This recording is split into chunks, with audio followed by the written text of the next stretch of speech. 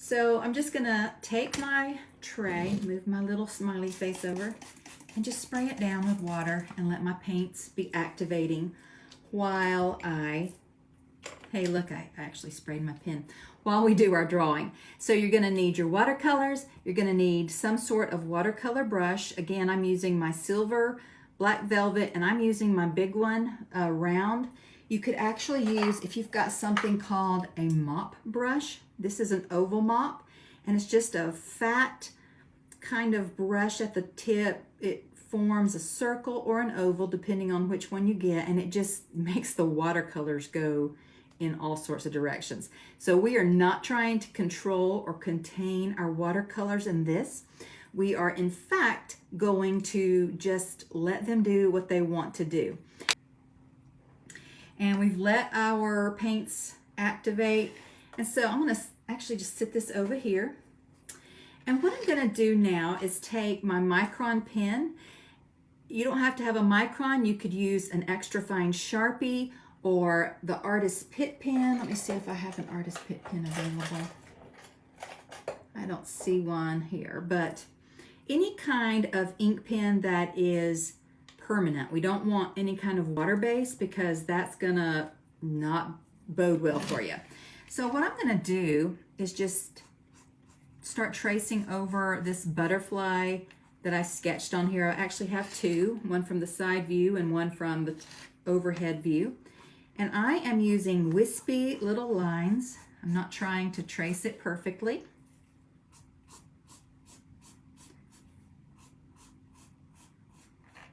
And I like my lines to be wispy and curvy. You might like a bolder hand. Let's get that little body in here and the little head and some antenna. And then I'm going to go ahead and do the same for this one.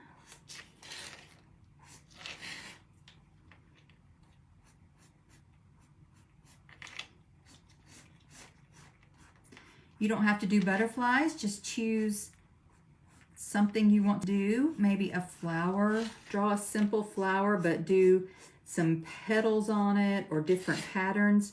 You'll see I'm going to add some patterns to this butterfly. Oops, I went over its body with my line. I got carried away. No big deal, right? So you can come up here and add some pretty butterfly markings. You can make up your own markings.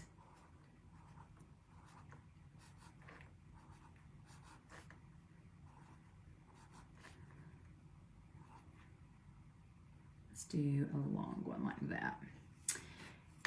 And then maybe just a few down the perimeter of that wing. You don't even have to make it look like a real butterfly. You could do hearts, you could do scallops, you could do florals. Just did a teardrop shape there. And just coming back with a circle, and then maybe another little teardrop shape there. So just play around with your art piece, whatever you want to do, because we're gonna come back over this line with our wash, and it's going to be playful. We're not going to come in each of these and color them. We're just going to have fun with our watercolors.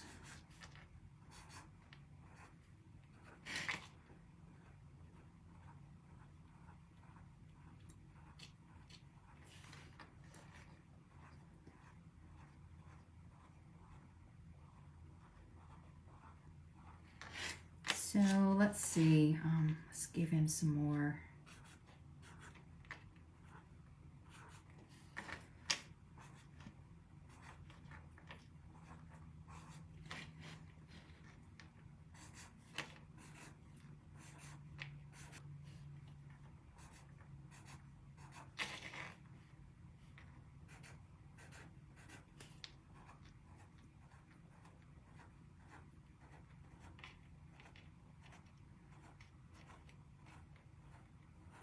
All right, so we are done with the line part of it. And just remember, we might want to come back at the end because our watercolors will cover up a little bit of our pen work. So we might want to come back after the watercolor's dry and just scribble back over it just to add back that sharp line. So I'm going to take my brush now. I'm going to dip it in my water. And I'm just going to choose some, well, you know, if you've tuned in the past couple of days, you know I love turquoise, pinks, lime greens, just the bright colors.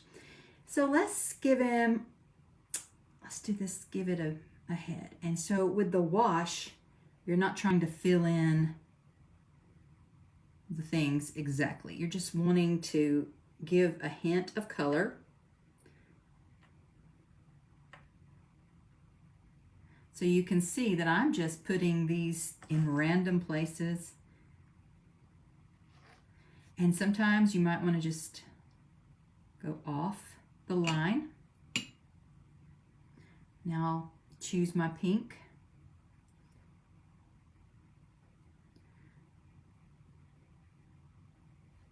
Random again.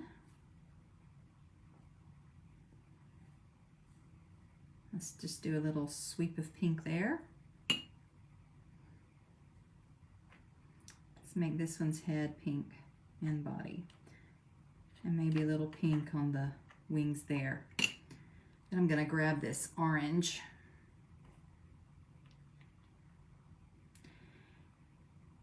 I'm just moving my brush in random strokes. I am not trying to color in the lines. Remember, we're also breaking all the rules because we're having fun. I hope y'all are having fun. I hope y'all will take some time over the weekend to sit down with these art prompts and just play. All right, let's get some green in there. How about the body? And then if you've ever seen like some illustrations for cartoons, you know how they kind of color out of the lines some too. Let's give some right over that wing. You didn't see that because I don't have it all in the camera. I just brought it up. And how about some down here? Oops, that's a little too dark. So I'm just going to come in and add more water. There's water on my brush. And I'm just moving that around, spreading it out.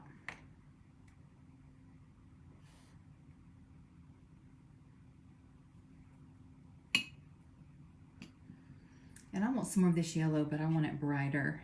In fact, I think I want to just brush it up over that wing.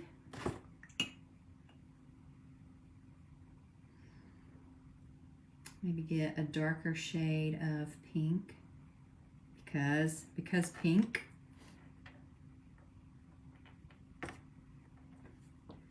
You don't have to fill in every. That didn't look great because it was already close to pink in that color. So let's put some purple there. You don't have to fill in every one of the little designs that you put in your butterfly or your flower or whatever. Let's bring some down here. I don't want any harsh lines. I'm just playing around, blending the colors. Pick up some more blue and just put that in the center. Make it look like there's some sky there. You don't even have to sweep it around like that. You could just, that's a little too much on my brush for a wash, because a wash is basically watered down watercolors. So you could just tap your brush around like that and leave a lot of the white showing through. I tapped in this yellow and I love that. So I'm gonna add just a little bit of water to my brush, and I'm bringing that on up because now we've got a green going on. And I did say I didn't want harsh lines, and then I gave myself a harsh line right here and right here. So I'm just taking my brush with water and no paint on it and just softening up these lines. It's a little bit like our wet on wet technique, but we're not doing too much over the top of each other, only in the backgrounds. But you will notice my page is starting to buckle up because there's a lot more paint on my brush. Now I'm going to put water, I'm sorry, there's a lot more water on my brush. I'll put a little bit more on, and I'm going to just move around this green down here. And basically you can be done. If you want to come back and add in more color, I'm looking and they look very rainbowish, but I think I want more colors. So more yellow.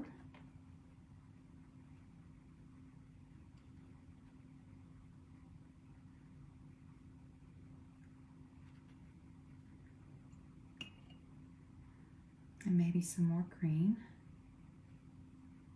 Darkening them up.